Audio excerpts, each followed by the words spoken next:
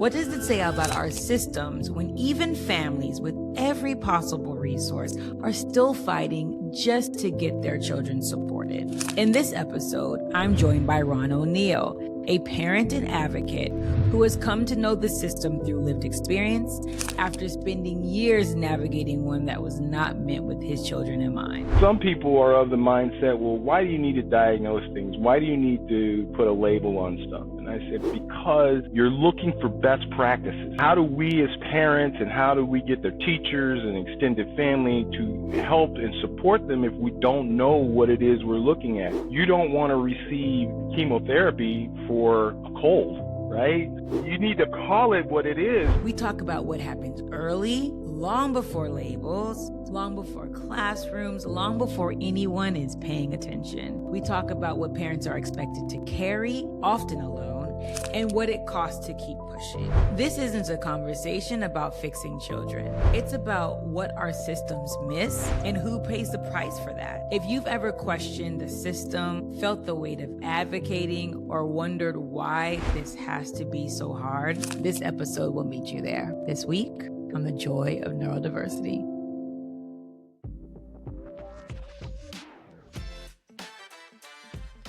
Hey, it's Joy. And this is the Joy of Neurodiversity podcast. Here we break down stereotypes, celebrate the brilliance of different minds, and get real about what it actually means to be neurodivergent. Because at the heart of it all, neurodiversity isn't just a concept, it's people. It's lived experiences, challenges, strengths, and the stories that connect us. Whether you're here to learn, feel seen, or reimagine what's possible, you're in the right place. By pressing play, you're choosing to embrace a new way of thinking, one that honors every brain for what it brings. So settle in, get comfortable, and let's dive into today's episode.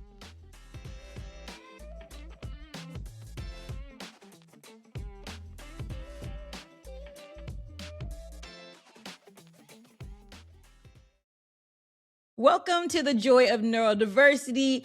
I'm not entirely sure that the world is ready for us together on the same recording, Ron, seriously. But here we go. We're going to give it to them. We're going to get this work whether they're ready or not. Absolutely. And I think that at the very least, it's going to be a honest, layered, deeply human conversation. I can give them that. And we're going to talk about parenting and systems and what it's like to advocate for a neurodivergent life. So it couldn't be a bad thing. Sure. Absolutely. So I'll introduce you a little bit later in how we know each other, but I just want to jump straight in if we could. Sure. Okay. When we were prepping, there's just something that stayed with me that you said. You said, even in your situation, and we'll talk about your adoption of two amazing kids, but you and your ex-wife, your family are highly educated. You have a deep knowledge of the system. You had every possible resource, and you still describe raising children with neurodivergence as a battle. So when you look back on that, what does it tell you about how broken our systems really are when it comes to neurodivergent families? Yeah, that's a really interesting rabbit hole because, I have to put things to help me analyze. I put things in silos. So Okay. one of the silos of helping, whether it's, accessing help and support for oneself or whether it's accessing that for another, is understanding structurally what is the system, what are the supports, whether it's medical, social, educational, economic, health insurance, what comprises this system. So that part, I think I and my family, my ex-wife, were able to wrap ourselves around because in various manners we've all worked in either directly in or at the fringes of these systems. But understanding what structurally makes up the system, and then the other silo, understanding how to navigate within that system, two different things. So in my arrogance, now that I realize it was arrogant, because I was thinking, hey, at the time when my wife and I were together and we had adopted these kids, and we were like, I got this. I Mm. understand the system. Our parents are both either in mental health professionals or in the education system, so we understood the system. Yeah. Yeah, no, we didn't. There were Mm. barriers to accessing what's within the system. And here's what I found. I've come to conclude part of the barriers in the system is that I don't think certain stakeholders within those systems really want everyone to understand how to access it because the Oh, resources are limited.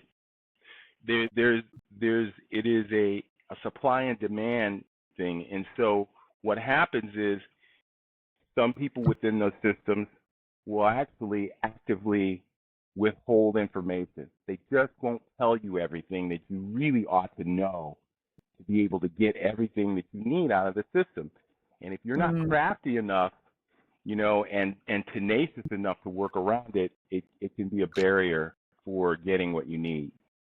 I'm just thinking back to my situation growing up with my dyslexia, and just my father was an executive in the school district. My mother is a speech pathologist at the time she her training is in speech pathology. They should have been aware. We still had really difficult time. And so I look back at people who might not have access to these things and just can't. Absolutely. Absolutely. I, you know, my parents were both school administrators, and you wouldn't believe the fight I had on my hands just to get IEPs for my two kids. Like Yeah.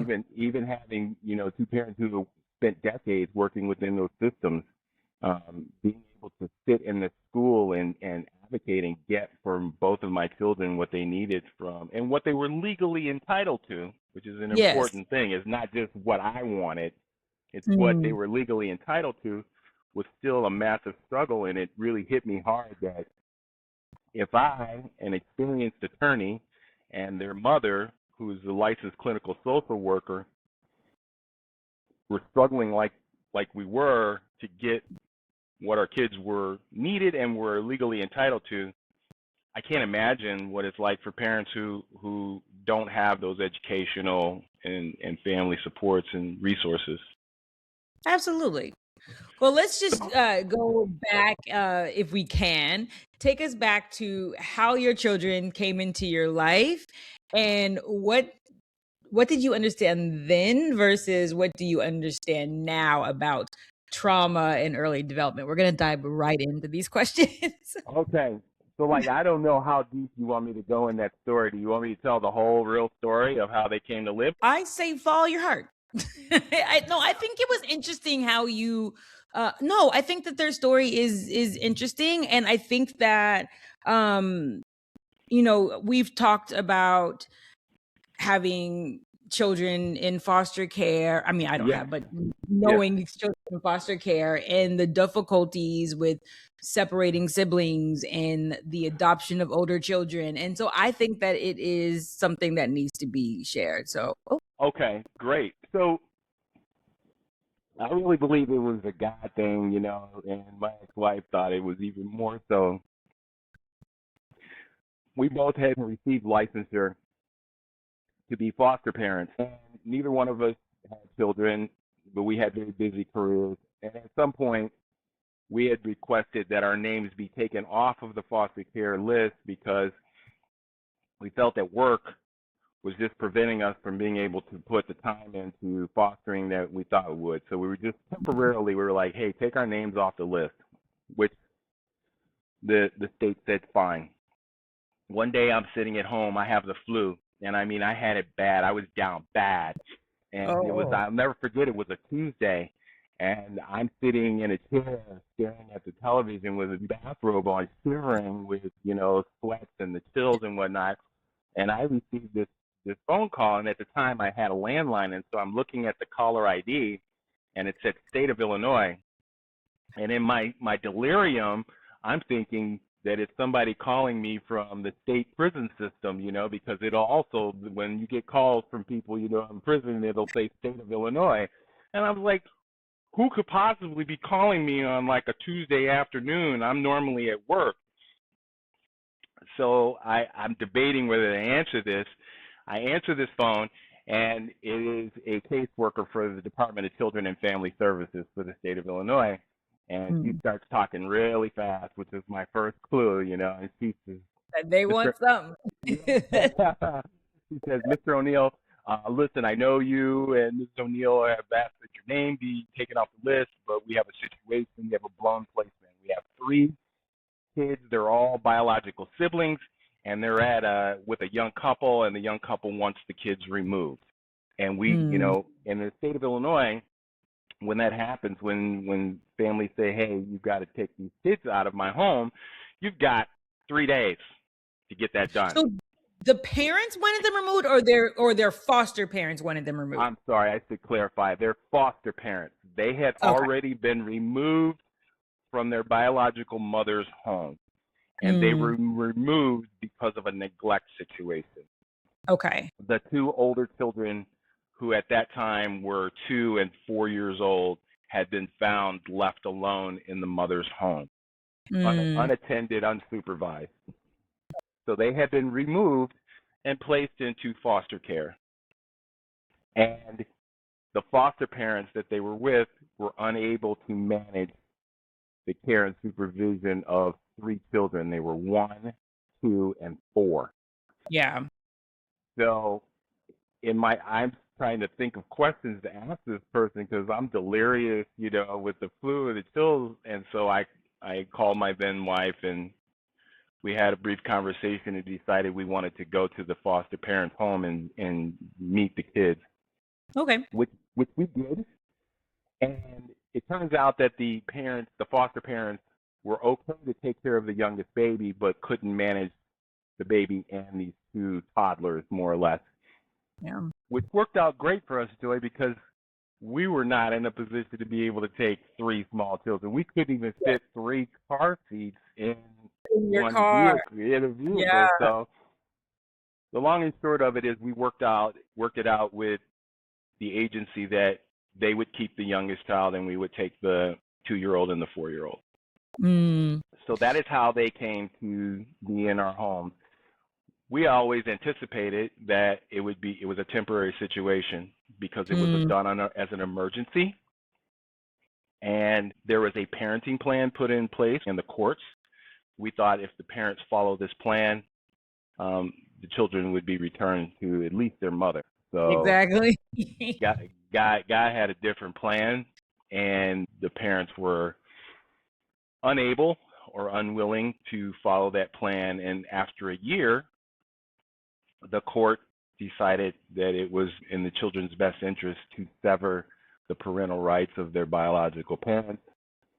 And that meant that the kids were available for adoption. And so since we had been caring for them for that year, DCFS came to us first and said, hey, would you adopt these children?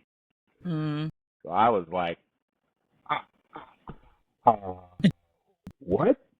You know, because at this point, I was 37 years old. You know, I was not a young, I mean, that's not exactly ancient. Not the young whippersnapper you are now, Ron. No. You're right. Right? Like, you know, it's a little bit of a shock to the system to be that old and to be taking on parenting of not 1, but 2 children who also came with a litany of mental health issues that came from their circumstances from their early childhood. But we made the decision to go ahead. We couldn't see them go back into the system because with particularly Black children, you know, they're no longer infants. Statistically speaking, there are lower rates of adoption for those children. When kids get beyond a certain age, you know, they get to be 2, 3, 4, 5 years old, 6 years old, they're less, quote unquote, attractive to people who are looking to adopt. And so what ends up happening is you have biological sib sets that in order to facilitate adoption, sometimes they get separated from each other. Yeah. So they had already been separated from their youngest sibling, and we couldn't we couldn't see. We loved them, and there was an attachment forming, and we couldn't see them be put back in the system and possibly separated from each other again. And So a significant part of their lives had been spent with you at absolutely, that point. absolutely. I mean, they were somewhat integrated into each of our extended families. You know, they knew our parents as grandparents and aunts and uncles and cousins and siblings and things like that. So they had become part of the Knew you family unit. as mom and dad, I'm assuming. I'm sorry, say it again. They knew you as mom and dad. Like they were young Yes, when they were really young absolutely. when you They got they called us mommy and daddy, and part of us were thinking we should discourage that because there was a chance they were going to go back with their parents. But you know, you have, I'm not telling a 2-year-old who's been living with me for a year that he can't call me daddy. Yeah. Like that. They needed that Mm. connection because they had literally been taken from their mother's apartment with really no chance to say goodbye. And so that's already a trauma to Yes. the system. So we weren't going to do things that continue that trauma with them. Yeah. So I guess now that you're 20 years removed from that, Yes. what do you understand about trauma now that you didn't understand then? So for me, trauma was something that I heard about, but it was in the abstract. I had seen trauma um, in the abstract form, even with people I know in my personal life or with extended Mhm. family members, but it was still another thing out there versus living with traumatized children. Yeah. And what I came to understand, first of all, is that it is an abstract. Trauma can literally rewire the brain, Oh, okay? yes. Especially with small children whose brain is still in its earliest, development. And there is this window of time, you know, at a young age between birth and if there's two ways of looking at it. If that brain doesn't get what it needs, or it gets something that it absolutely shouldn't be getting, like, Yeah. trauma. So in other words, if it's being neglected Mm. or if it's being actively traumatized, as that young 0 to 7 window starts to close, if you don't get that remediated, Yeah. and start putting in some interventions, it doesn't mean that, it's a lost cause, but what I've learned is that trauma can do some damage that is somewhat irreparable. And Yeah. and beyond a certain age, then it becomes an issue of trying to manage the effects of that trauma, but you will never really truly remediate it. And there will Mm. always be, it's like an echo that keeps going. Yeah. I don't care how old that person becomes, the echoes of that early childhood trauma Mm. will still be there. And you have like they have the trauma of neglect. You don't know what was happening in that household when they were with their parents during the time when they were there. So many unknowns. I know domestic abuse was occurring because my oldest child has some memories of seeing that Mm. between her biological parents.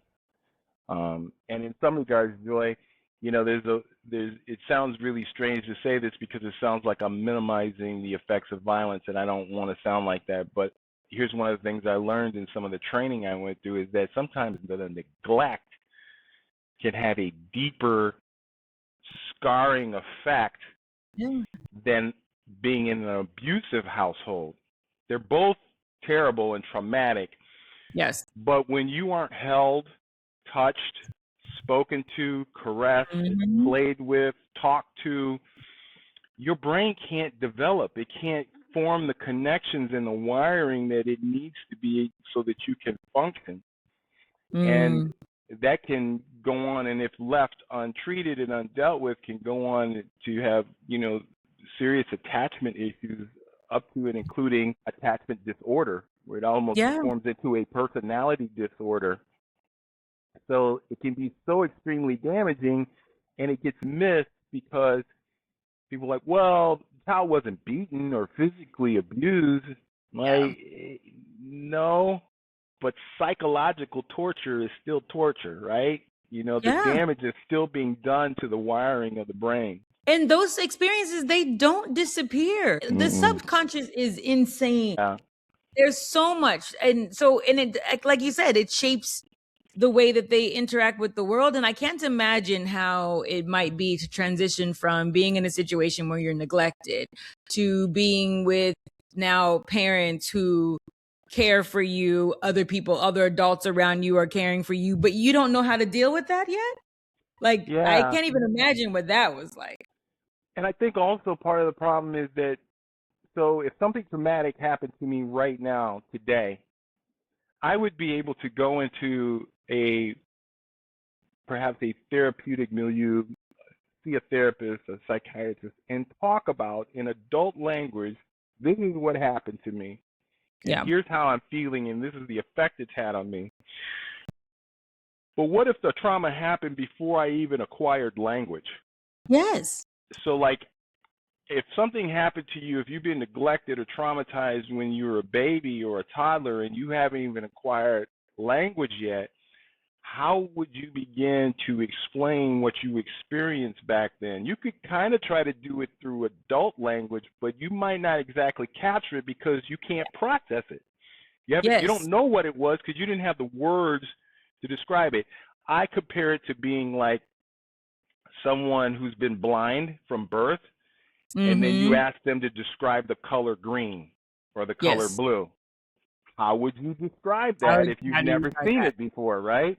So how are Yeah. you going to talk about trauma that occurred before you had the language and the thinking, the cognitive ability to process it?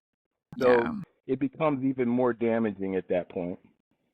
And I'm sure, like, maybe people as they're listening to this are like, what does this have to do with neurodivergence? But there's a lot of correlation between trauma and different forms of neurodivergence. And so I would love to know, as your children grew, how did their neurodivergence begin to show itself? Because both of your children are neurodivergent. So what did that Yeah, look like? How did it start to and what did that mean for in terms of the support that they needed on top of what else was already happening with them? for sure. Well, it certainly complicated things because, for example, in their family of origin, there are some already some neurodivergency in their family. So the way it complicated things was this, it was hard diagnosing what was really going on. Yeah. Now, some people are of the mindset, well, why do you need to diagnose things? Why do you need to put a label on stuff? And I said, Mm. because you're looking for best practices. You know, Yeah. how do we as parents and how do we get their teachers and extended family to help and support them if we don't know what it is we're looking at? Yeah. You don't want to receive, chemotherapy for a cold, right? I was You need to just about call to it say you that. need to call it what it is. And so when Yeah. you're talking about a 2, 3, 4-year old, the first hurdle was trying to figure out what's going on. Is this neurodivergency? For example, my son, early on, he received a diagnosis of developmental delay not otherwise specified, Yeah. persistent developmental delay not otherwise, PDD-NOS, Okay. which is a kind of a form of being on the spectrum. And it's kind of like, hey, you have all these different symptoms, but Yeah. not any one strong enough that we can give you a definitive autism diagnosis. Yeah. So the way that played out is that sometimes we weren't able to understand and deal with whether or not a behavior was an effect of trauma from his early Yeah. childhood, or was it spectrum disorder stuff? Because sometimes Mm. there's an overlap. Um, Yes. my the same thing with my daughter. She sometimes portrayed some sort of eating disorder. issues. And we were like, is this, you know, being neurodivergent and being particular about food and, you know, or is this something having to do with early childhood trauma? So I Yeah. think I'm kind of all over the place because I'm No, you're processing not. what I'm going on, but what I'm trying to say is that the first complication was trying to put things in their proper silo so that we could make sure that we were moving in a way that was healthy and supportive for them and not mistaking one thing for the other. For example, if there was something organically going on with their neurochemistry, Yeah. that might be a mental health issue that might require some pharmacological help. They might need some medication. But if Yeah. it's a spectrum thing, you know, you don't really medicate autism, okay? So like Yeah. it was very difficult to try to navigate with the mental health care professionals about, well, what is this? So that was, I think initially in the young age, that was the hardest part, trying to And figure out. how did you, was it just the passage of time where things became a little bit more clear, or how did that play I out? I think what happened is one of the things that psychiatrists and psychologists won't do with children that are not 18 is give certain diagnoses Yeah. because your personality is still forming, right? Yeah. And so like the system won't tell you specifically about like this person has this mental health condition. They will diagnose autism, but there are other mental health conditions they won't. Yeah. As they got older, got through high school, became young adults, then they were able to get more testing and evaluation and actually start to pinpoint some of the things that were going on. And by that time, they also had years now of records and evaluations and the testing that altogether made it easier for mental health professionals and support systems to be able to identify. I'm not going to lie, both of my kids still struggle mightily as adults. They're now, my son is 23 and my daughter's 25, and they still have a lot of heavy struggling, which is the other thing. And now I've watched for 20 years, and I have all these data points Yeah. of how they've moved through systems and supports. I think where we've been able to help them now is now after 20 years, there's less hesitation to seek out those supports. They understand because they've been getting counseling and therapy and seeing a psychiatrist and taking medications. So it's less foreign to them than it would be for some people. I'm not sure if people are really aware of the layers that get overlooked in the biology beneath behavior. And we were talking before about the connection between ADHD and early childhood trauma and genetics and epigenetics and all those things that Sure. go into play. Absolutely. So like one of the things that I think it makes it difficult from being a parent is that you're in the middle of it day to day. Yeah. And it is hard when you are trying to get these kids up in the morning and dressed and get them off to school. And hey, you got an IEP meeting, you know, next week, and you're trying to go to work, and you're in the middle of it, and it's hard to see, versus pulling back the perspective and being able to look at all of the things that are happening from 30,000 feet and kind of put it together. So here's what I've come up with. Genetics. Genetics are not the sole determiner, but they can predispose you for certain things. Yeah. And when you take someone with a predisposition for something and put them in an environment that can trigger that issue, it can exacerbate it or bring it to fruition. Environment. So even if you have a genetic predisposition, be it ADHD, autism, whatever. Yeah. if you are not in an environment where you have people who can recognize it at its nascent stage, at its earliest stages, and try to build in some supports quickly and consistently, it doesn't mean that you can't later on get support and help. But man, look, you lost, the first 18, 19, 20 years that could have been used helping you build capacity. Yeah. So 3, those are important words. One of the things that I've learned is that there's a difference between coping and capacity.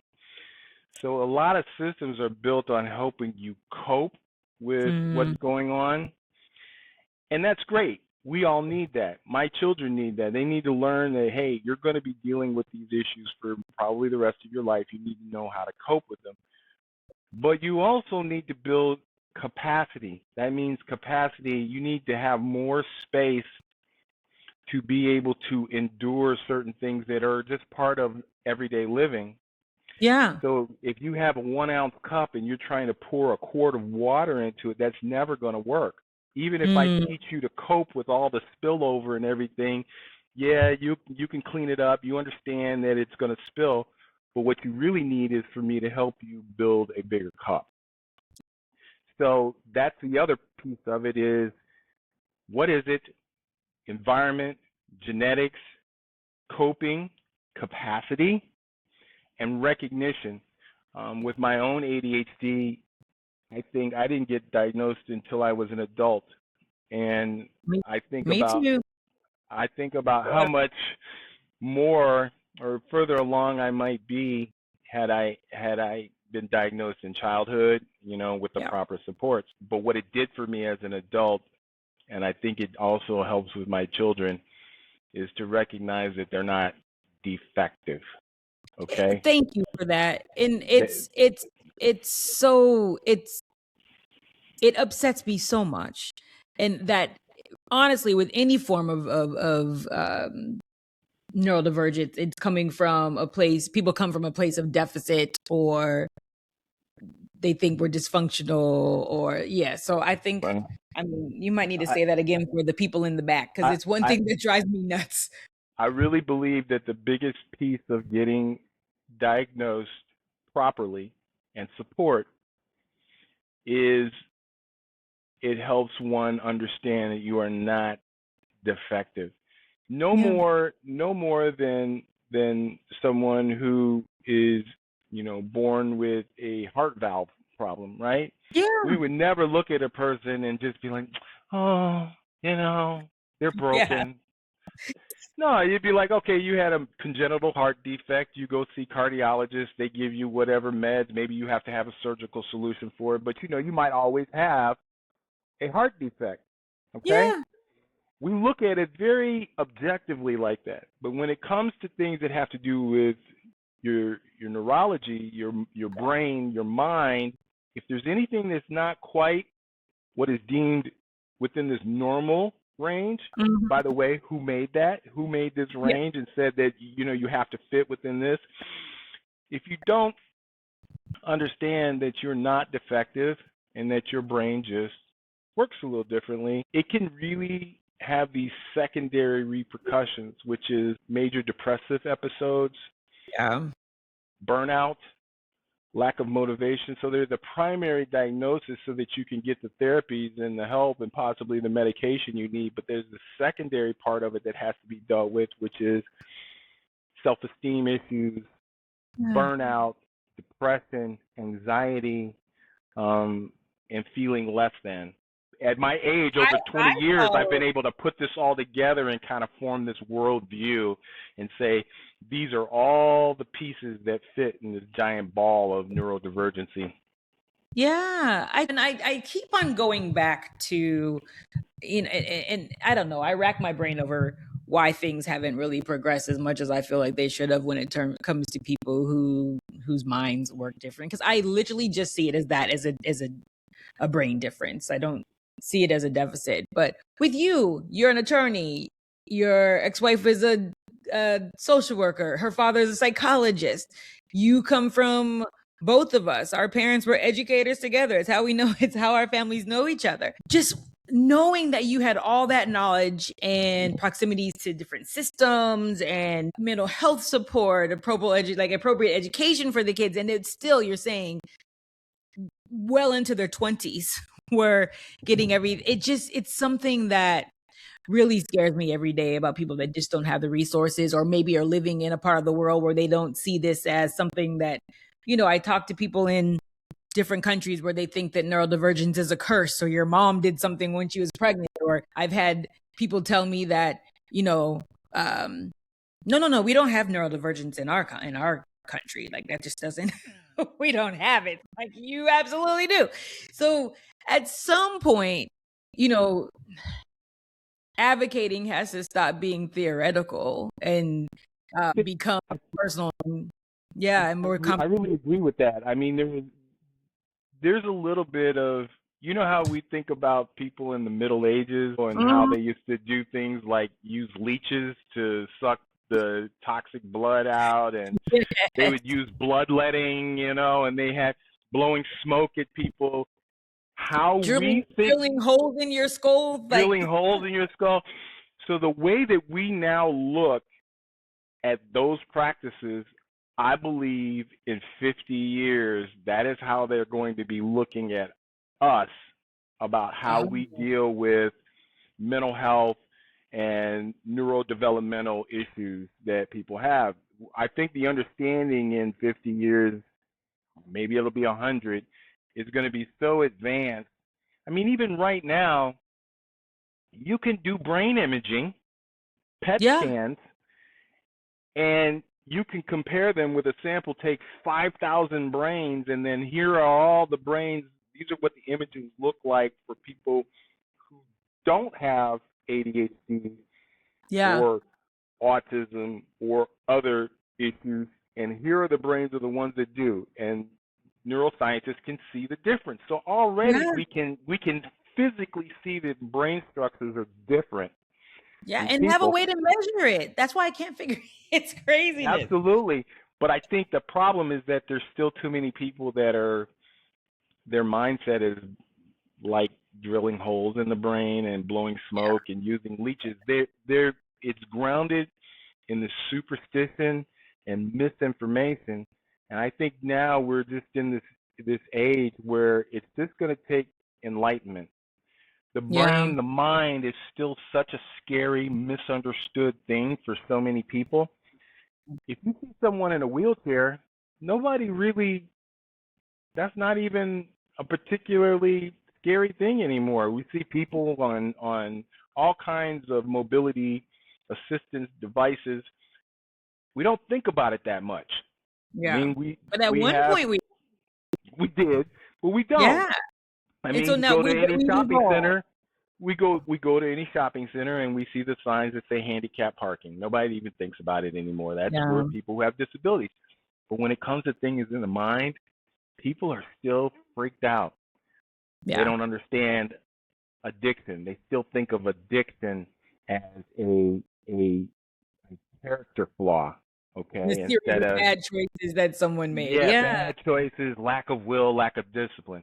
They still think of ADHD as just a behavioral problem. And you know what? If you beat that kid's behind, he'll sit down and behave himself, Because that makes so much sense.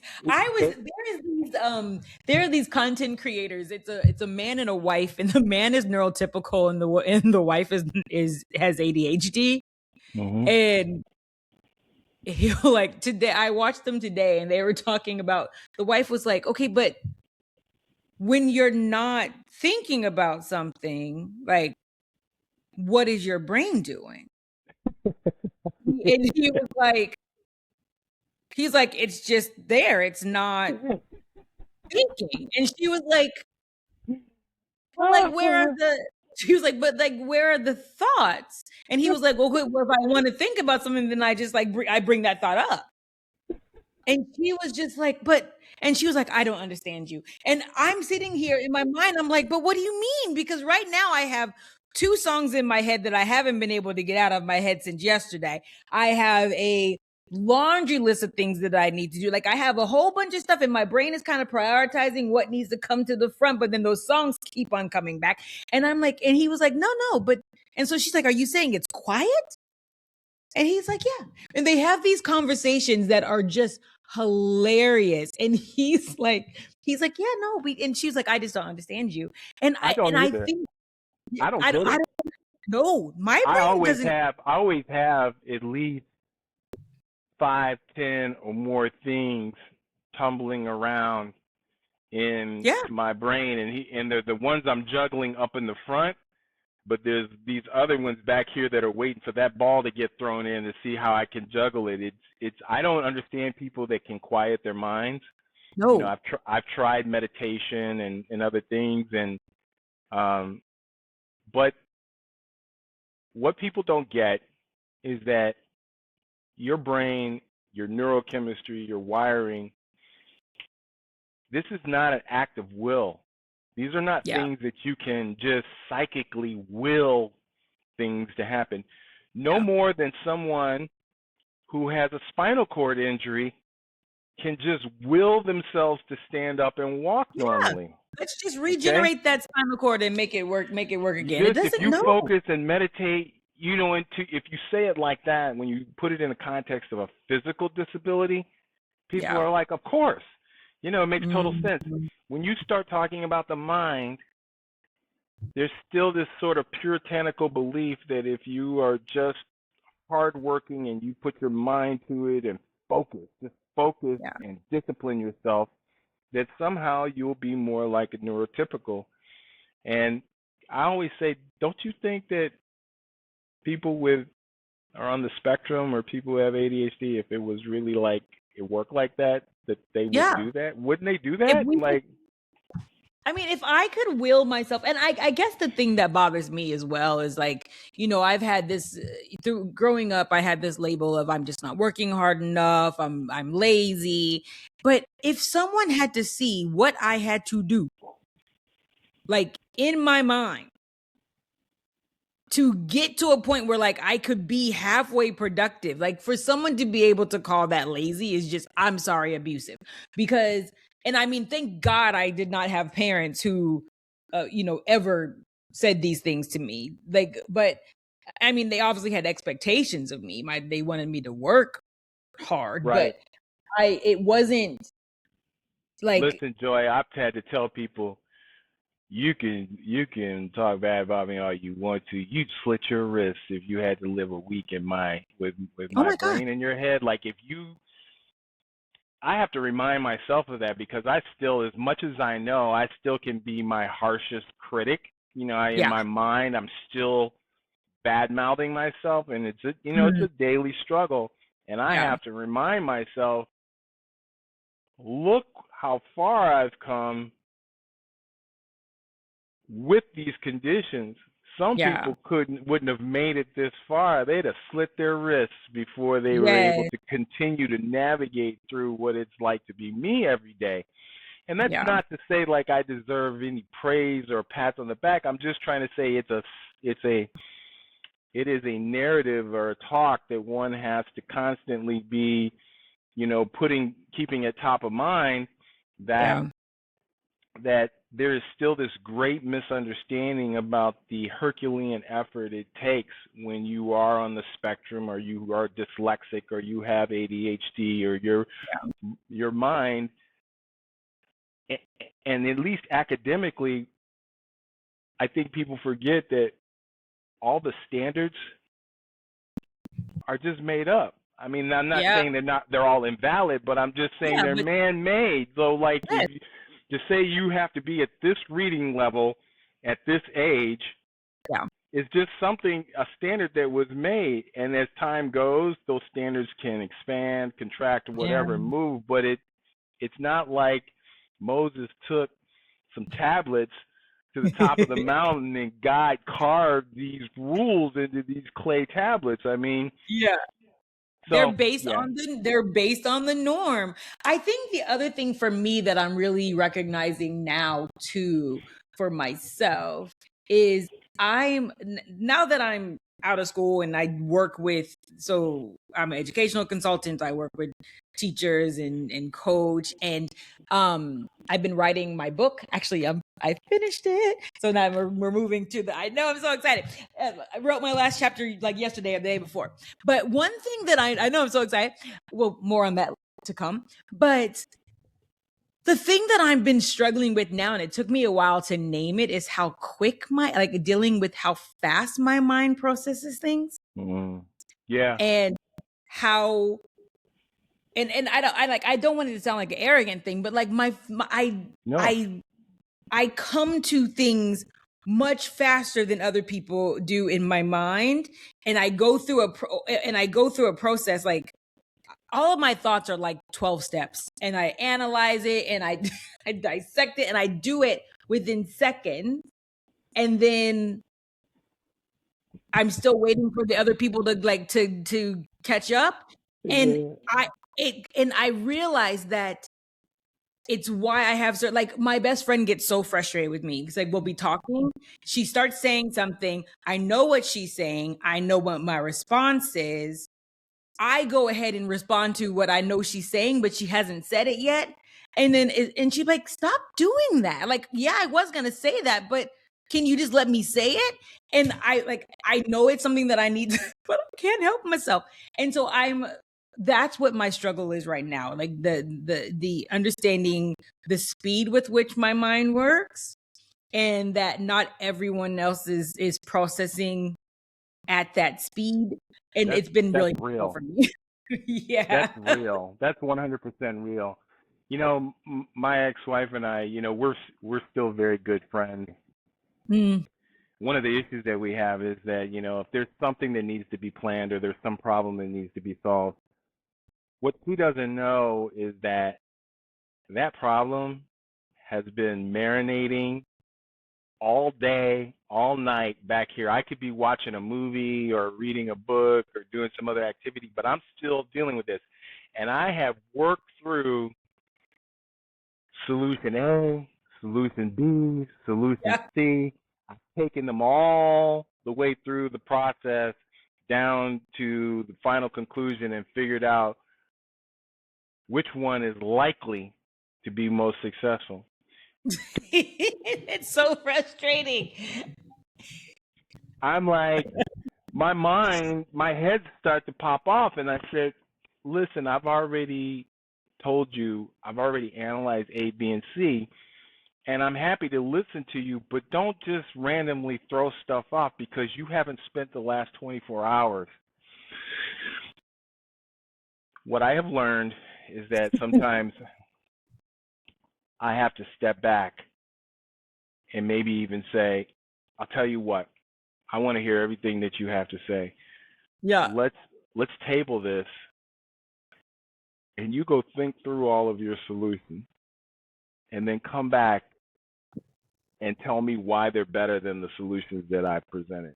I'm open to that. I have no ego in that regard. Do it. I need to do a whole separate podcast on a whole podcast on that. Navigating being either a family member or a romantic partner or a spouse to someone who has neurodivergency.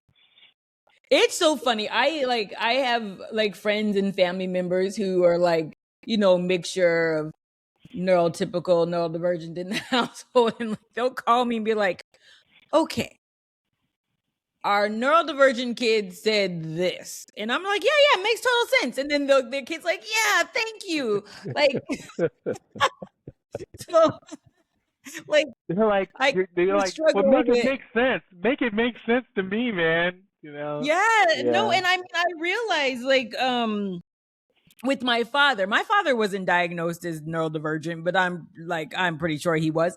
And I think a lot of the difficulty with him is that I got frustrated with him about the things that I do to other people. So he was the one that his brain worked faster than mine. And I'm not used to people's brains working faster than mine.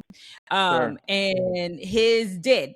And I used to get so frustrated because I would be wanting to say something and he would jump ahead to what he knew I was going to say and the solutions that I was coming up with, and then speak to those points before I got to them. So what ended up happening was that I felt like I wasn't being heard when he was. But now as I go back in my wisdom, I'm like, oh, I do that to people. Like, and I can understand why people are really frustrated about that. But if we can go back and looking at systems and solutions, we were talking about your children and all the things that you have put into place for advocating for them and what they needed. But I know that you arrived to a point with your son where you really had to take advocacy to a different level with him, with his schooling. Absolutely. And finding a solution that was going to be best for him. So can we speak a little bit about that? Absolutely. So we try to avail ourselves of all of the systems and processes that we knew existed in the various school districts in which our children, attended. So early on, that was privately getting the children therapy, having them evaluated, not just having them evaluated, but making sure that the professionals that were evaluating were making recommendations, because it's not just enough to call what it is. You really need them to say, here's what it is, and here is what are best practices for dealing with what it is, okay? So you need both of those pieces of information. And then we started educating ourselves about requesting individual education plans, because we could see, particularly with my son, that he was not going to be able to be held to the same standards in the same way as the other students, okay? He was going to need supports while he's in the school day. I mean, this kid would be climbing the walls. I'm going to be honest with you, I wouldn't have wanted to be my son's teacher, okay? Okay. I've had some of those. I love the kid, but he was a handful. So it was important for us to, what are those steps? Literally being a parent and learning, how do I trigger that? Because again, the system will not explain this to you up front. They're not going to tell you, because once you start that process, the federal law and frequently state law, clocks are ticking. They have to do things within a certain period of time. And it's a process. And so most school systems are not going to sit there and say, well, you know what, if you're having these issues with your kid in our classrooms, here's the process that you can walk us through to get a plan in place that we are legally obligated to follow. They're not going to tell you that, right? No, I used to tell my parents, though, I'd be like, listen, like, I'm sorry that you have rights. Like, for me, but I was all the time. I'd be like, listen, we're gonna meet at that Starbucks around the corner. I'm gonna talk you through, because they have to. They legally have to, and that's what's so frustrating. Parents don't know. And understanding just the nuances, understanding the differences, from a legal standpoint between, a 504 plan, for example, and an IEP, and understanding when one is appropriate and when one isn't, and understanding that even once you get an IEP, there are requirements about its implementation and about reevaluation and what the school has to do. So to get back to my son, let's put it back because I don't only have listeners from the U.S. So the 504, what can you explain what those are for people that might not be in our context, but they have something similar in their country? So 504 plans are, it's Section 504. I can't give you the exact statutory citation, but 504 plans are plans that allow for a student to receive certain supports or accommodations for certain conditions, okay? Yes. It is, if I was going to put things on a hierarchy, I would say that, here's where most students are and what they are allowed and what is provided to them. A 504 plan provides some help. It's an agreement that a school is going to provide certain supports and certain accommodations. And then up here is an IEP, or an individual education plan, which is really the one that has the most teeth in it. Yeah. I tend to advocate for people to get an IEP plan if they can qualify for it, because it really has the weight of federal law behind it. You can actually go to court and enforce an IEP, and the school systems understand that. There may be some things, some conditions or issues that your child is coping with that don't qualify him or her for an IEP plan, okay? But a 504 plan might be appropriate for it. It might be something as simple as where your child's going to sit in the classroom. Yeah. It could be, the 504 plan could be including, pull-out times for time with a reading specialist. Yeah. If your kid just needs support, maybe your kid doesn't have a condition that materially impacts their life or their ability to learn in the school system, but they do need the support. They just need some help with reading, and so maybe the 504 plan is the way to go. If your child has some legitimate disabilities that either physically or mentally or social or emotionally impact their ability to learn, as demonstrated either through their performance or through evaluations, testing, or whatever, then an IEP plan would be the way to go. And so understanding how to trigger that, in most places it involves you writing a letter, putting it in writing to the school administration and letting them know that you want an IEP. Then triggers a time clock for that school to assemble the school team, which usually is going to include the teacher, social worker, the school psychologist if they have one, and put that team together. And they have a certain amount of time to evaluate your child, come back and meet with the parent and make their findings of, yes, we think your child qualifies for an IEP, or no, we don't. If we think that he or she does, here are the accommodations or supports that we're willing to put into place. Sometimes those supports are sufficient, sometimes they aren't. And the parent has to do more advocacy and say, yeah, listen, we've been seeing a psychologist, or we've been seeing a therapist or an occupational therapist, and they believe that these are the supports that the child needs. And so there's this kind of back and forth. If ultimately you believe that legally you can support getting support that the school refuses to provide, you can go through a due process, and you can request more or less a hearing in front of the superintendent or the director of that whole school system, where you're able to bring your experts and elicit testimony for them and present evidence that supports what you want to do. Yeah. And then if the school system still won't provide those supports, you can avail yourself, here in the States, you can avail yourself of the federal court system. You can literally file a lawsuit to force the school system to do that. Which is ultimately what you did for your son. I didn't have to file suit. I had to threaten to file suit. So what happened with my son is that we spent years trying to get certain things in the IEP, which we did, and then the school wouldn't implement it. There was always a little piece that was missing, like my son was supposed to have a full-time paraprofessional with him at all times during the school day. And the school district would just be like, yeah, we don't do that here. And I was like, but they are legally required to do so based on you can't just tell me that that's not something that you do in this school system. You have to. Yeah.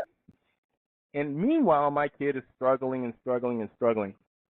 Anyway, ultimately, through some inside channels, I had a phone conversation with the superintendent of the school district.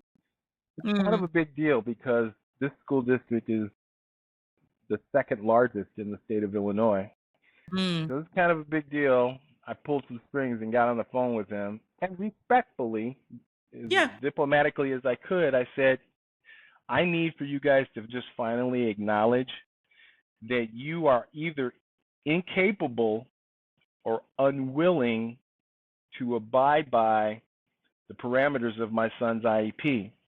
Mm. And if we can get to that understanding, and that you guys are just not capable of providing him with a free, appropriate public education. That's the triggering, those are the triggering words. That's what the law says that they're required to do, is to provide a free, appropriate public education. Yeah. And it's like, if we can agree that you can't provide that, we have another avenue that we want to take our son. Then what we want is him placed in a school setting, an educational setting, that can provide supports and education for people with his issues. We found one of those. It was an actual boarding school that was in the Ozarks in Missouri. It was, and he has ADHD. He's on the spectrum. He is ASD. So ADHD is on the spectrum, and he had some attachment disorder, some attachment disorder stuff. And we found a residential school that specialized in dealing with children out of the foster care system. Oh, wow. Who had a lot of the same, if not identical, issues. So the school district did not want to do this, because if you are not in their classrooms, they don't get that money that the state and the federal government provide for that student, right? So for most students, in Illinois, it's probably like $5,000 a year. For a kid with special needs, it's like $10,000. Yeah. And if we put my son in this other school, his home school district has to send that money to the residential school program here that they don't get any benefit from. Not my problem. No. And I had to explain to the school system many times that I understand your budgetary and human resource issues, but I can't let your problems become my son's problems. Okay? Exactly. So we can either do this and disagree, and then you guys can go on and deal with the other children in the school district and let my son go get the help he needs, or you leave me with no choice but to go to federal court. And I think that I have enough evidence of your failures to abide by his IEP that you'll lose. And so ultimately, we applied for a state grant. Okay. Because this school that he was going to was like $600 and some odd a day. I think annualized it equaled up to almost like $500,000 for a school year. And what kind of grant pays for that? At the time, it was a grant that was through if I recall correctly, it was through the state of Illinois, and it was through the Department of Human Services. And I think there was more than one agency that was paying into that grant. But suffice it to say that had we not received that grant, even if the school district was sent their portion, we didn't have that kind of money.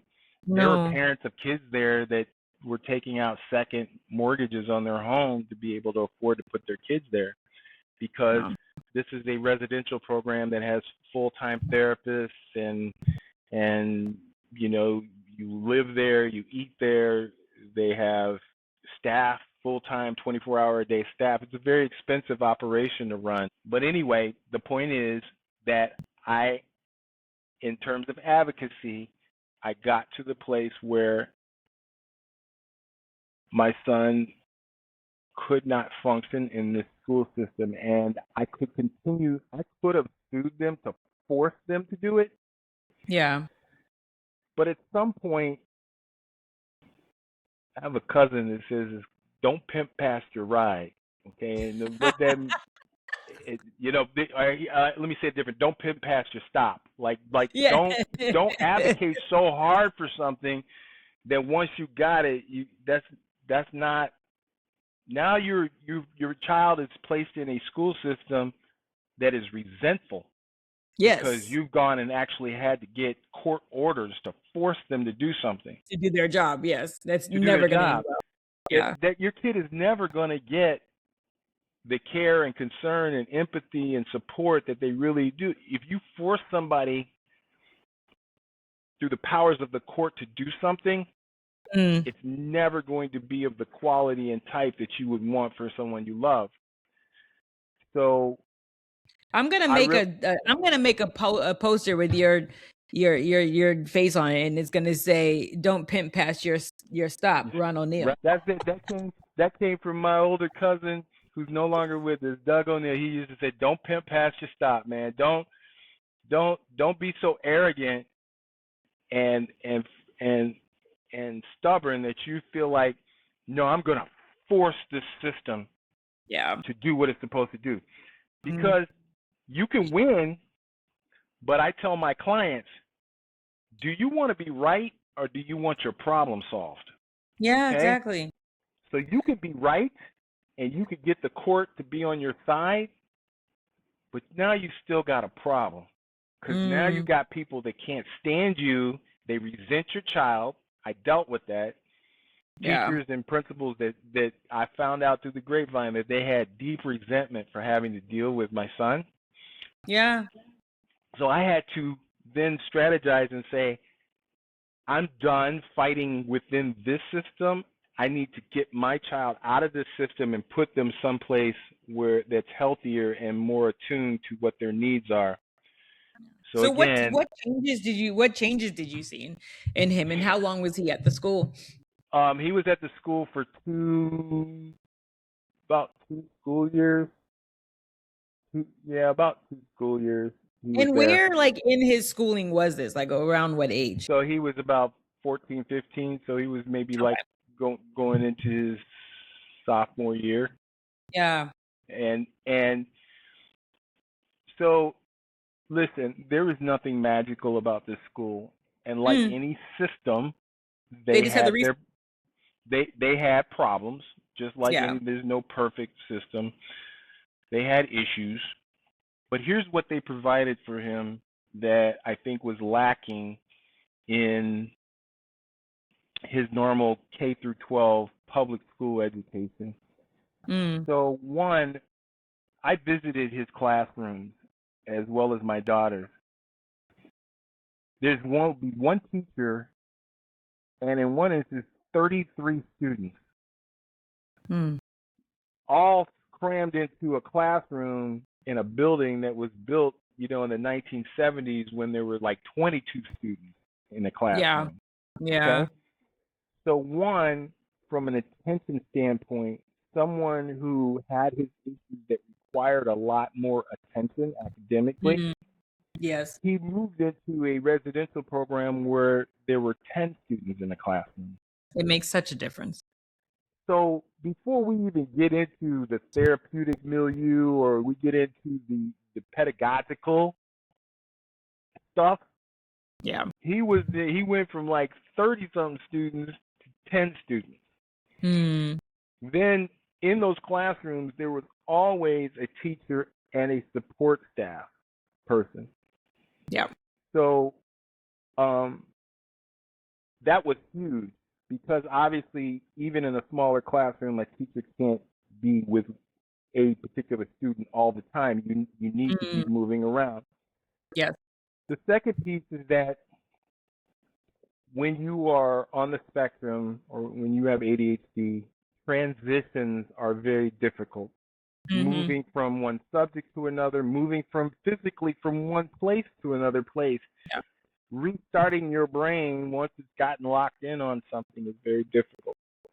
So being in a campus setting where you live, you sleep, you eat, and you work, everything happens all within these buildings, just like maybe 1 or 2 buildings, was hugely helpful. And then it was all the stuff that happened in between the academic stuff. It was the therapeutic stuff. It was the group dynamics.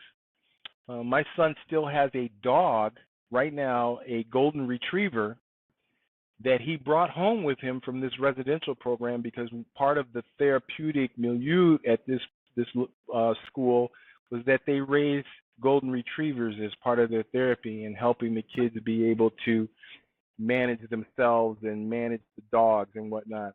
So we were able to arrange years ago when he finally graduated from that program into another that he was able to bring that golden retriever home with him. Everything in this ecosystem had a therapeutic or academic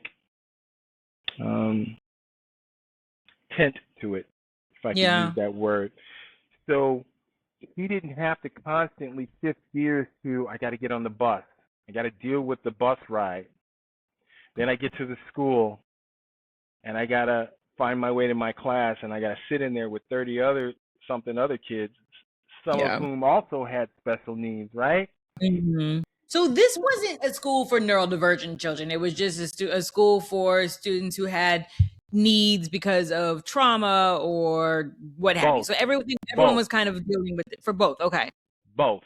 You had a lot of kids there that were on the spectrum, had ADHD, and had attachment disorders.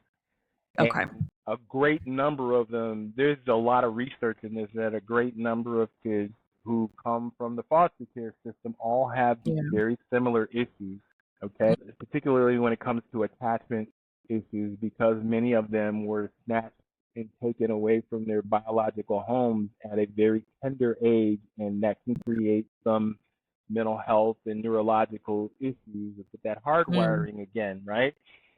And so when you take that and then couple it with depression, anxiety, ADHD, autism spectrum disorder or spectrum disorders, it can create a demographic of young students who have very specific needs, and you need to put them in a therapeutic milieu where the people there understand those conditions and understand what those specific needs are. And that's what this school, it was called CALO, C-A-L-O, and that's what this school was able to do for him, along with another school he attended. I said along with, that wasn't the end of his education. There was another school that he attended that he ultimately graduated from. He kind of, the first one that I've been describing, they only let you stay there a maximum of like 2 years, 22 months. Okay. And once he maxed that out, we moved him to another school residential program in Chicago that also has similar types of support.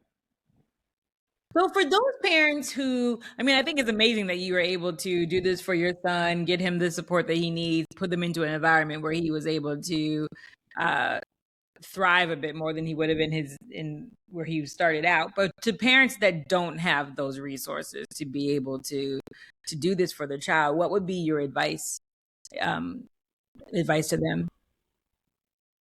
And I'm sorry, this is not on my, I didn't tell you I was asking this question. This is my favorite part. I love this question. Here's what I would tell you first. Okay. You cannot pour from an empty cup. The biggest piece of advice that I would give to parents of children with special needs, neurodivergent needs, being on the spectrum, ADHD, dyslexia, whatever it is, go get help for yourself first. Okay? So that sounds like fluff, but it's very serious. My ex-wife and I struggled with our own mental and emotional health because we were so wrung out from helping our two kids get the help that they needed. We frequently didn't have enough gas in the tank to take care of ourselves as individuals or to pour into the marriage, right? Yeah. So it's wired into Western thinking that, you put your kids first. Kids come first. I'll do anything for my kids. My kids, I'll give everything. Okay. But you can't pour from an empty cup. Yeah. There has to be something in there consistently so that you can pour into your child's cup. Yeah. So what does that look like? That means, one, educating yourself. My kids are adults and I still read. Yeah. I follow content creators who post content specifically about neurodivergent issues. Yeah. I subscribe to Attitude Magazine, ADD, Attitude Magazine. Okay. So We'll Attitude, that in the show notes. yes, Attitude Magazine, which is the magazine that's produced by, it's called CHADD, CHADD, which is an organization that supports people and children, people who have ADHD and people who are parenting children with ADHD. So educating yourself, getting therapy for yourself. We've all heard of caretaker burnout. Yeah. You know, like if you have an elderly parent at home and you're the primary caretaker for that person and they have disabilities, you can experience this sort of burnout and this depression that comes from caring for that person all the time while trying to attend to your own needs. Well, it could be the same as trying to provide support for a child who academically, emotionally, mentally, physically has special needs. So Absolutely. you need to get support systems for yourself. Okay. So I could go on, but generally speaking, get help and support and education for yourself. The second thing that I would do is wherever community that you're in, find the attorney. Hear me out. Yes, I'm listening. Find the attorney who specializes in education law. Yeah. I don't mean the guy that can say, yeah, I think I can handle that. You know, the guy that kind of does a little side. No, you want to find, and it's going to differ from community to community. Yes. If you're in a small farming town, maybe it's going to be a little harder for you to find this. You might have to go look into the closest big city. Yeah. But this is very important. Public school systems, and I dealt with more than one, are not going to help you. Okay. There will be people within those systems. In the systems, yes. Who they're solid. They want you to win. They want your kid to win. They got a heart for your child. Yeah. But they themselves have to keep their employment. They have to work within these systems. I talked to people privately that were telling me things that they're like, I can't say this in the meeting, Mr. O'Neal. I've done that. but here's what you should know. Yes. Or this is what got said when you and Mrs. O'Neal were not in the room. Yeah. Okay? Okay. So I say all that to say that these systems are not going to help you. And they'll smile in your face and they'll say things that sound supportive, but they're not really. And ultimately, some of them are so intractable and so dug in to doing things the way they've always done it that unless you get legal help, that system will not move the needle. So I would say take care of yourself, get the support that you need, educate yourself. And 2, find an attorney. That doesn't mean that you have to hire the attorney right away. Yeah. That doesn't mean that you're paying for anything right away. That means find that person. Make sure you vet their credentials and make sure that this is the person as best you can that you know has a subject matter expertise in education law. Yeah. Because you may reach a point where you're going to have to rattle that saber.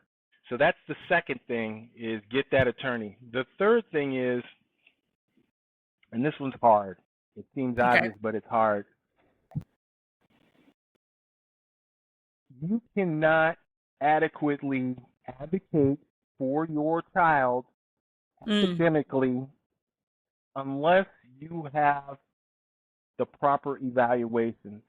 I don't mean the stuff that the school is going to do, because I'm going to keep it a buck with you. They are going to do, they're gathering information to help their perspective and their position, not to help you and your child.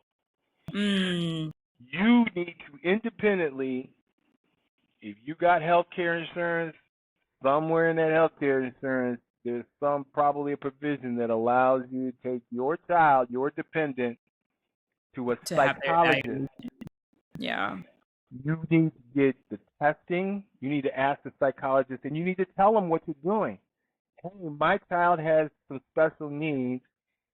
I know that it's going to be a battle in their school system to get academically what they need. Yeah. I need you to evaluate my child and make some specific recommendations as to what we need to do for them privately, outside of school. Yeah.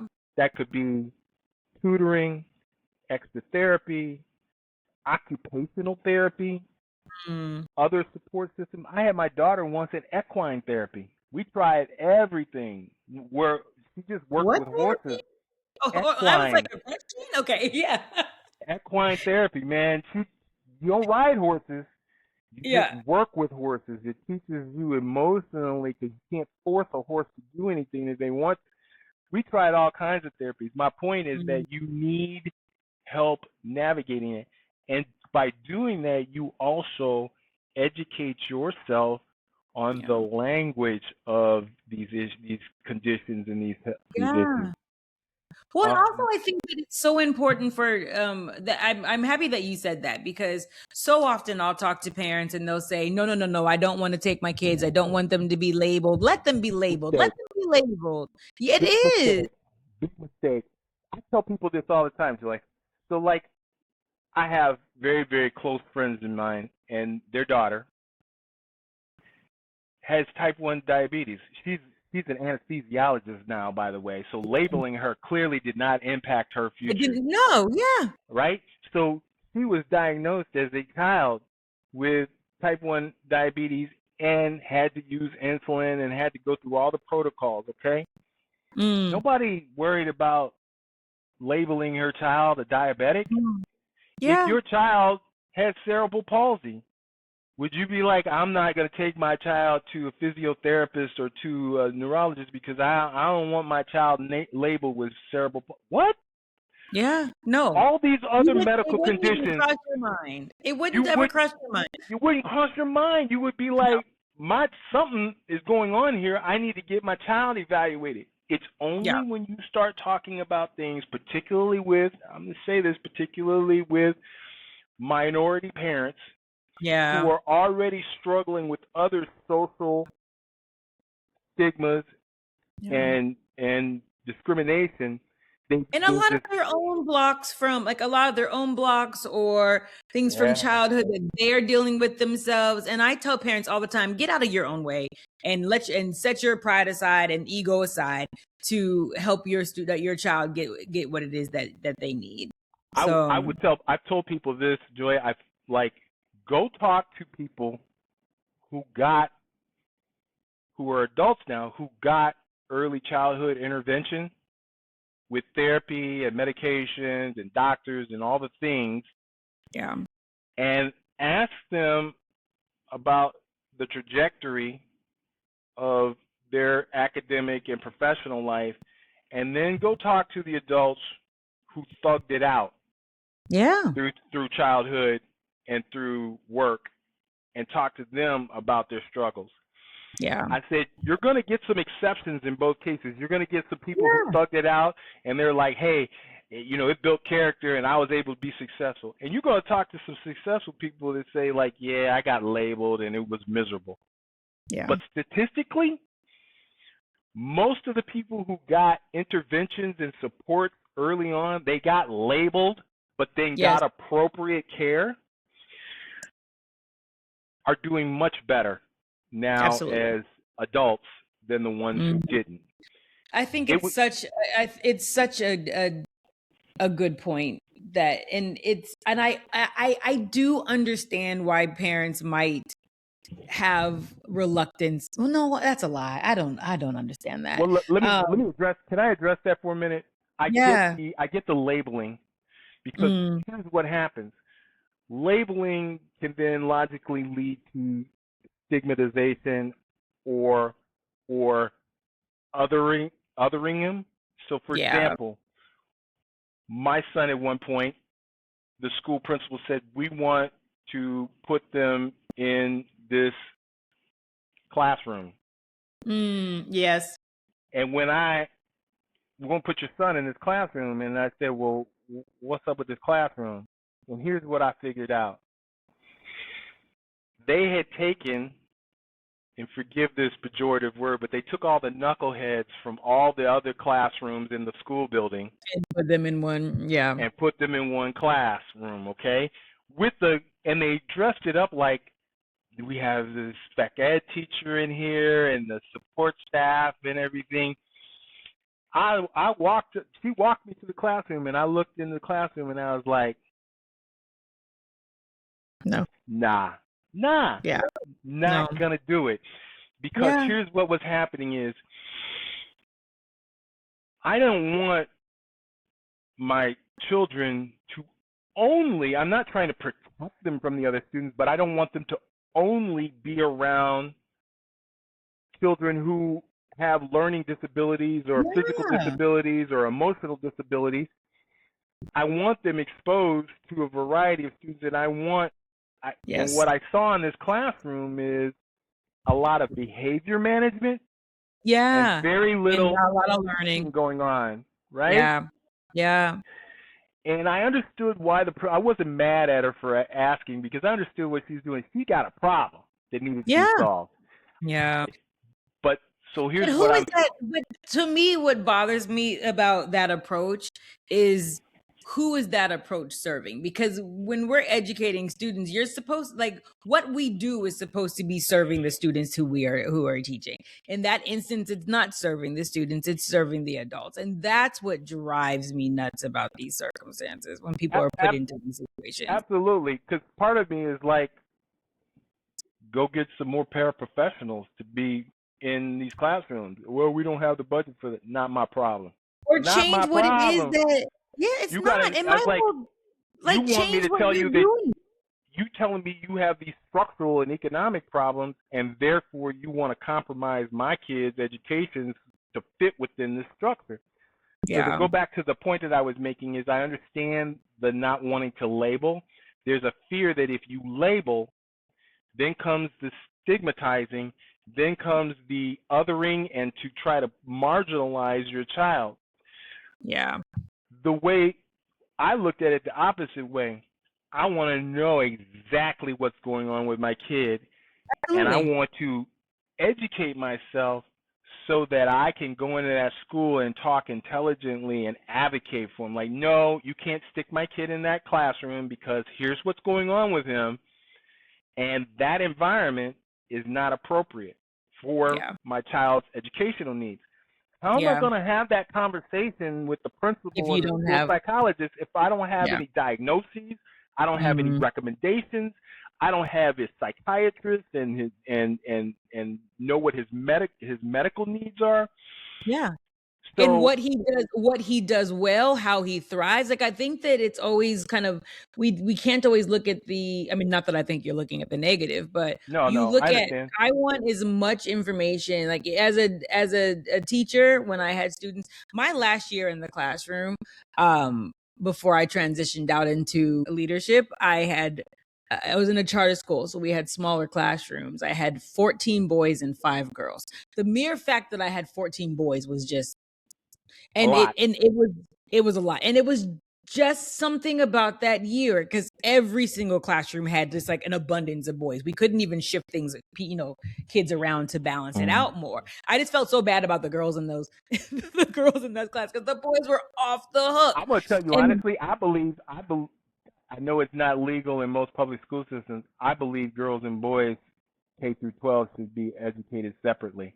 Oh my gosh, that's not even out of sexism. Like I believe that the girls are left in. They learn differently. They learn different. And the girls are the ones that suffer being in the room with the boys. Exactly. And I had to completely change how I taught that year. And whereas it was, I mean, at that point, teaching for me, like I didn't have problems with behavior. I didn't have any. That class rocked my world.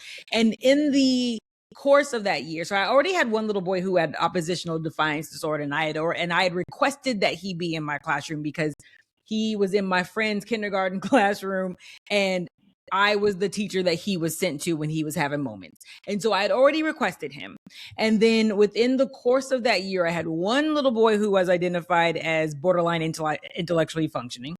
And then 4 boys who were diagnosed as autistic in that classroom, in one class. Like, It's when a I say lot. they rocked my world that day, yes. But what I used to tell the parents in my classroom is that, I'm sorry, this is a full-time job. Getting what you want for your kids is going to be a full-time job, and I'm going to put my part in and do what I need to do to get it. But we have to document, and we have to have our evidence, and I'm going to help you figure out how that is and work this system so that they get what they needed, and they all got what they needed. But I think that people need to understand that it's not, you can't be passive in this work, and it's work. But And it's especially hard to put in that work when you got to get up and actually go to your job that pays yes, bills, yes, and then have an almost full-time job trying to get your kid to appointments and evaluations and understanding the information, and then go to appointments at school and deal with those issues and fight against the system that's really not trying to help you. And I want to be clear, it's not that I think that the administrators and teachers always like they are malevolent or they don't care. It's that they are working within a structure that limits the resources. So I feel for them.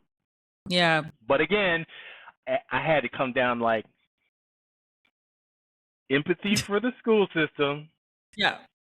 Take care of my son. This is And my I was son. like, Exactly. I can't let the school system's problems become my son's problems. Y'all are going to have to work that out on the backs of some next generation, but not my kid, right? Yeah. And okay, and but so I want to circle back, because we were saying 3 things about, because I'm cognizant of time, because we will sit here and talk until for sure the cows come home. But if we could recap, so what you said that you think every parent needs to do. So, 1, take care of yourself. That means go to therapy for yourself and your spouse if you need to, and educate yourself. 2, find, that don't mean you have to retain or hire right away, but find that attorney or that law firm in or around your community as close as you can who specializes in educational law, so that if you have to pull that trigger, if you have to pull that bat out, you already know who you're going to go to, and maybe even had an introductory meeting with them. 3, I think you need to get those evaluations done. Don't be afraid to take your kid to the psychiatrist, to the psychologist, whatever your insurance will pay for or whatever your resources are to get evaluations, get them all. Document them. Tell the psychologist and the psychiatrist why you're asking for the evaluation, okay? Make sure that if they need meds, I don't want to hear, they're just trying to over-medicate all of our kids. Stop. And also, like, to that point, and it's what I've told parents and people myself, that when I'm speaking to them, if your child was sick and had cancer, and the doctor said, we have this medication to help, how would your child feel if you said, yeah, no, I don't want to use medication, we're not going to do it? It's the same way that child feels when they have ADHD and their brains are racing and their parents are like, no. It sends a signal to your child that you're just not willing to. I can't even imagine. And it also sends a signal to your kid that there's virtue in thugging it out. Okay? Yes. If you're sending this message to the kid that, you know what, this is an act of will, and if we just raw dog it through this, and you try harder and discipline yourself, that this will all get better. We don't need an evaluation. We don't need medication. The system is just trying to over-medicate. I never hear anybody say any of these things about all the other medical conditions out there that children and adolescents deal with. It's only when it comes to it out. That's so true. It's only when you start talking to parents and family about mental health or neurological developmental stuff, neurodevelopmental that they have stuff. this. It's that true. All of a sudden, you can't trust big pharma and you can't trust the doctors, and everybody's trying to over-medicate. But you never hear them say that if your kid's diabetic or has cancer or has a heart condition that needs medication. I challenge parents to really think about are you sure? Have you really educated yourself, or are you just buying into talking points that you've heard thrown out there? And this, I know we're running out of time, so let me throw this at you real quick. No, you're fine. So the other thing that parents need to do is need to challenge their own. This is number 4? This is number 4. Challenge your own belief systems, okay? It is extremely difficult, and even I struggle with it after dealing with it for years. I know my ex-wife does too. It is so hard to not internalize your child's struggles as some sort of indictment of your own parenting, okay? Yeah. If your kid is struggling in school, struggling, socially or emotionally, and with all the stigmatization that can come from that, it's hard to take your ego out of it. And again, I keep using this. If your kid had, leukemia, you wouldn't be like, I'm a failure as a parent because my child has leukemia, right? No. But when your kid has a neurodevelopmental issue that can manifest itself in academic failure, and behavioral problems, it looks on the surface like you're not a good parent. Yeah. And therefore, you deep down, parents, they don't want to go take that child to a professional to confirm a diagnosis. If my child, because if my child has to take Ritalin, that's a reflection of me as a parent. So that 4th thing is get out of your feelings. Get out of your feelings. Yes. This is not about you as a parenting. You can deal with your parenting issues after you get the child the fundamental baseline help that they need. Yes. And then here's the 5th thing. Oh, we have a 5th. Okay, I'm happy. Check me out. This is the one that is going to be hard for a lot of people. Oh, gosh. Okay. Are you going to your school board meetings? Okay. Oh. Are you going to the parent-teacher conferences? Right, like not sometimes, not in some grades. Yeah. But like here, there's a school board meeting once a month, and there's at least 2 parent-teacher conferences. Are you checking in with your child's teacher even if there isn't a scheduled meeting? When you see a drop in performance, or when you see depression in your child and heightened anxiety, are you checking in? In other words, this system has a lot of problems, but if you're going to try to manage your child's issues and be up in the bleachers and not down on the field, it's going to be hard. So if your school system is struggling with providing the support that child needs and having enough personnel, are you going to the school board meetings and advocating for that? Are you voting for the school board? Okay. Are you voting? Vote every single election, every single one. The small ones, the big ones, the in-betweens. So listen, what I'm trying to say is you can't sit on the sidelines, parent. This is why getting supports for yourself and taking care of yourself is so important. You might need to, after a long day at work and dealing with the kids, you might be like, you know what, I'm going to this school board meeting tonight. I don't even feel like doing it, but I'm going to go. Yeah. Okay. And when they have the open mic portion where they hear comments from maybe you should, and other parents that are similarly situated that hopefully you are connecting with, maybe you guys decide, let's all go to this one meeting together and all have our own talking points about what we think the school system needs. Yeah. Now, some people are going to feel like, that's not going to move the needle. Maybe, maybe not. But the needle's definitely not going to be moved if you remain silent and the squeaky wheel gets the oil. Number 2, on that point, you have to go to those parent-teacher conferences. I learned so much about what was going on with my kids. And I would tell the teacher, first thing out of my mouth is understand, like, hey, we're a team.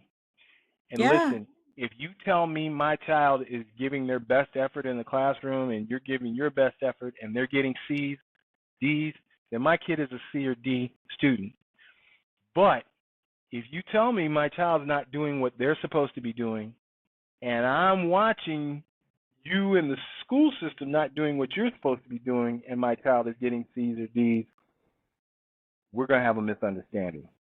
Yeah, I agree. Just putting my face and my ex-wife putting her face in front of these teachers and letting them know, like, I'm here to support you.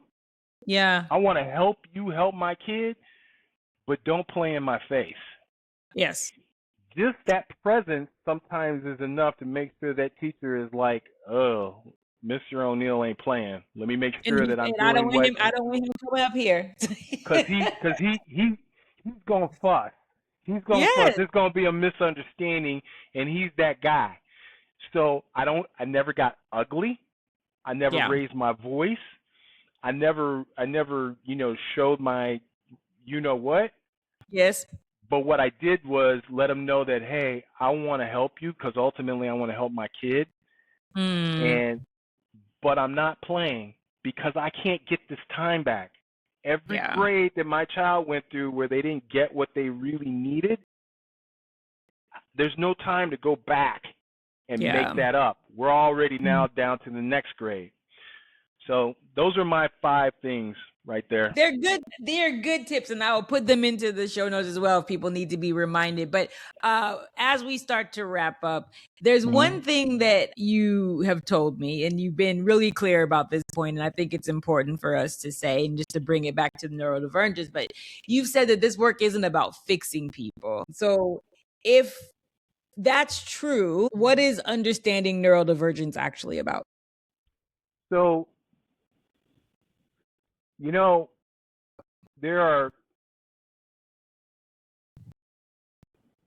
can get cancer and get chemotherapy and radiation, and your cancer can go into remission, right? Yeah. You can get surgical procedures to correct heart defects. There is no surgery or medication or radiation that can fix spectrum disorder or ADHD. So sometimes the most difficult first step is to accept and try to draw some lines into what are we really trying to do here. We cannot fix this. It's not going to go away. It's kind of like being an amputee. We can maybe get you a prosthetic leg, but it's not growing back. We're not growing you another leg, right? Yeah. So to me, here's the game. The game is, it is what it is. What do I need to do to manage this for the rest of my life? Yeah. How do I learn how to play this game? Sometimes it is a game. It's literally chess, moving things around. Yeah. Whether it's work, how do I figure out how to manage myself in the workplace, okay, and deal with my boss and my colleagues who either don't know or wouldn't understand that I have ADHD or dyslexia or I'm autistic, okay? Yeah. So that is not something that solutions are going to just fall out of the sky, and that you have to be intentional. So that's the first thing, is being intentional about educating yourself about how you're going to navigate through life with these conditions. And with regard to your children, how you are going to start from the earliest age possible, teaching and training them to navigate through. Yeah. How to deal with other people's personalities, how to deal with the stigma, how to deal with the mental health issues that are ancillary to these conditions like depression and anxiety. Yes. And how to navigate this system to be able to get the support that you need to be able to function. So that's the first part of it. The second part of it is it's more personal. It's self-care. Yeah. In the sense of those things that I talk about, that I just said, those are all the outward things. That's the world. How do I navigate through the world? The second piece of this is you're not going to fix yourself. what you have to do is learn how to navigate your internal world. How Yeah. am I going to be a happy, healthy, fully integrated person, knowing that this condition or these neurodivergencies that I'm dealing with are never really going to go away? Yeah. How do I get up every day and face the world? How do I not feel like a failure? How Mm-hmm. do I tap into my gifts? Yep. How do I give myself grace? Yeah. That's the secondary stuff that's almost more difficult than the worldly stuff that we have to deal with. Absolutely. Absolutely. So those are the Woo. big things to me. Like, you can't fix Mhm. it, but I got to learn how to manage the world that I'm in to the extent that I can, manage my environment, how I move through it, and then I have to manage, even more importantly, my internal world. You know, Mm. not feeling like crap, not feeling like a failure, not feeling stupid or lazy or less Mhm.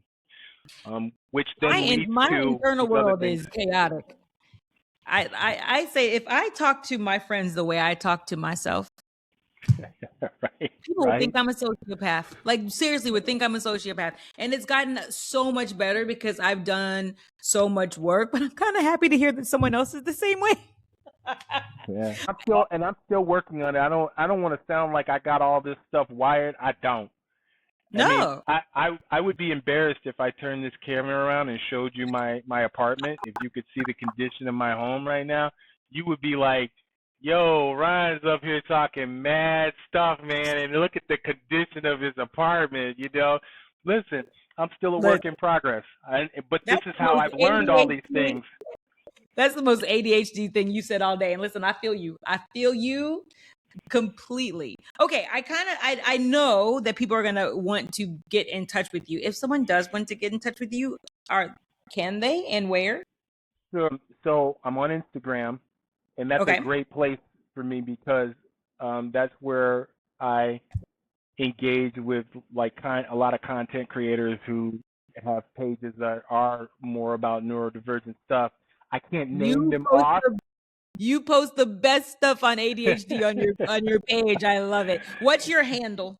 It's here force underslash or underscore of will.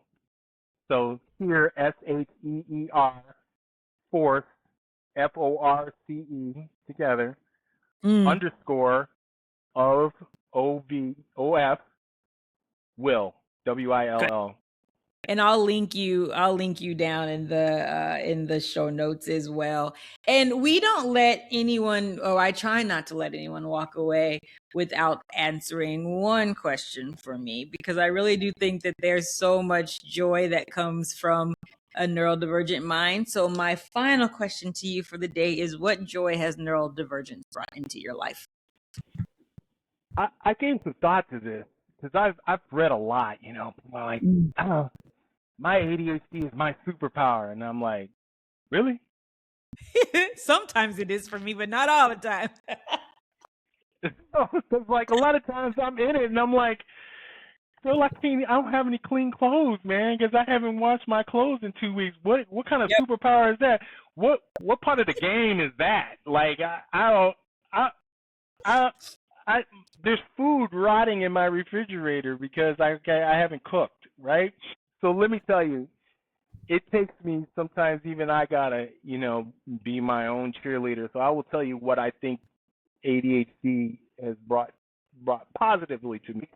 If it is like planning and executing, cleaning my apartment or doing the laundry and folding it and putting it away or completing some mundane task at work, I'm going to struggle. Yeah. But if this building caught on fire that I'm in and my neighbors needed somebody who got laser focused and had the presence of Yes. mind to save everybody in the building, You're the man. or if there's a traffic accident, outside, I look out my balcony and I can see the road. If there is a traffic accident, I'd be the dude hopping over the railing of the balcony, sprinting towards the car crash. What floor do Or you live I live on the second floor. So, Okay. but it's not that high up. It's not like I live in a tower or anything. I'm But in like, Dubai. I'm like on the 43rd floor, so no. no. This is Elgin, girl. This ain't Dubai. So like, here's what I'm trying to say. The way that ADHD minds work, it is a struggle to be able to manage things that don't give a dopamine hit to the brain. And, it's hard to just use sheer force of will. There's a reason that that's my Instagram handle, because I have to try to always use sheer force of will to get it done. Yeah. But in crisis, when something's going wrong with somebody's life, or there's something that like needs you to break the glass in case of emergency, that's where my ADHD, because my brain is in its sweet spot now. Chaotic, emergency, crisis things, my brain, the way it works is that it's like, afterburners engaged. Like somebody pushed the throttle up and said, "Hey, Ron, come here. We need you." I sometimes feel like I probably should have, or one of those guys that does mountain rescues when hikers get stranded on a mountainside or some stuff like that. That would have probably been, the better job for me. So that's when it's been a benefit to me. It has helped me when things are in crisis for others around me. I've been able to bring together help and support and love and empathy and action in a way that when others are kind of shut down and paralyzed because what's going on is very traumatic and chaotic around them. Yeah. And if you had been a mountain ranger, you wouldn't have been able to give us all these gems that you've been dropping. I definitely need to have you back on, but I can't thank you enough for coming on, giving us your insight. No, I'm so excited. It's been a long time coming. And getting you, well, not your fault because it was me, but no, I understand. Worth the wait. And it definitely was. And I definitely want to thank you for all that you have done for your children, not just for adopting them, not just for, loving them for who they are and valuing their neurodivergent minds, but you went to bat for your kids. And we didn't even get into what you've done for your daughters as well. But I just hope that people see what you have done and known that sometimes this is a fight, but to be able to see kind of what comes out in the end is worth it. And there just needs to be more people like Ronald O'Neal in this world. So Ron, I would love to keep this conversation going. And I always tell myself that I'm not going to make these 2-hour-long episodes, and they just keep happening. But I can't thank you for enough.